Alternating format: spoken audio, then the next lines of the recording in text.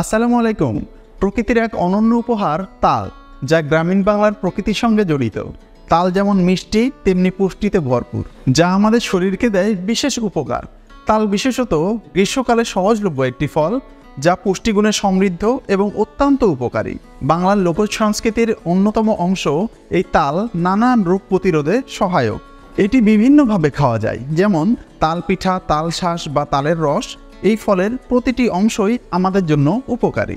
বাংলাদেশ কৃষি বিশ্ববিদ্যালয় এবং বাংলাদেশ ফল গবেষণা ইনস্টিটিউটের গবেষণা মতে তাল উচ্চ পুষ্টিগুণ সমৃদ্ধ একটি ফল। এতে বিদ্যমান ভিটামিন ও মিনারেলস শরীরের রোগ প্রতিরোধ ক্ষমতা বৃদ্ধি করে এবং ত্বক ও হৃদযন্ত্রের জন্য উপকারী। এছাড়া তালের শ্বাস এবং রস হজমে সহায়ক এবং লিভারের কার্যক্ষমতা বাড়ানোর প্রমাণ মিলেছে।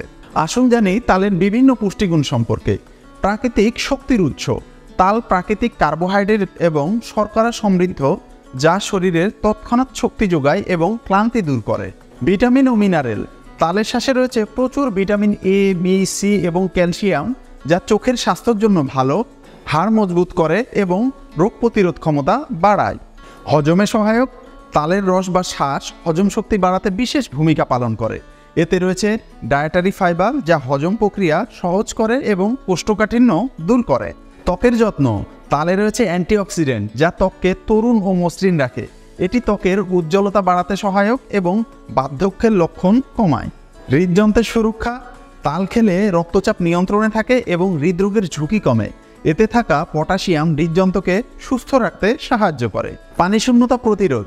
গ্রীষ্মকালে তীব্র গরমে তাল শরীরের প্রয়োজনীয় পানি যোগায় এবং পানিশূন্যতা প্রতিরোধে সহায়ক। ডায়াবেটিস নিয়ন্ত্রণ।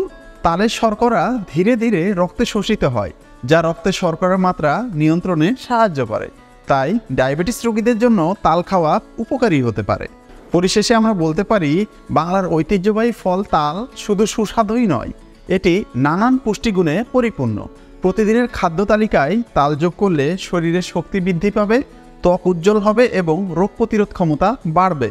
তাল খাওয়ার মাধ্যমে আমরা সুস্থ থাকার পাশাপাশি আমাদের ঐতিহ্যকে জীবন্ত রাখতে পারি। ভিডিওটি সহায়ক হলে শেয়ার করতে ভুলবেন না। পরবর্তীতে নতুন কোনো বিষয় নিয়ে দেখা হবে ইনশাল্লাহ। সেই পর্যন্ত আপনাদের সকলের সুস্বাস্থ্য এবং দীর্ঘায়ু কামনা করে আজকের মতো এখানেই শেষ করছি। আল্লাহ হাফেজ।